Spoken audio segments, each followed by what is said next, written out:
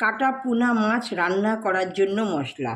দেখো বন্ধুরা, এই একটা মশলা, ঠিক আছে, এই একটা মশলা, এই একটা মশলা, এই একটা মশলা, এই একটা মশলা, এই একটা মশলা। এবার দিয়ে দেবো এই একটা মশলা। এবার দিয়ে দেবো নুন। এবার দিয়ে দেবো খানিকটা চিনি,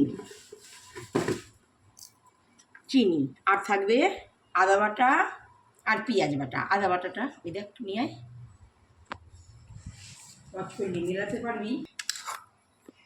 এই আদা রসুন থেতো করে নিয়েছি আর কাঁচা পেঁয়াজ। এই হলো আজকে কাটা পোনা রান্নার মশলা।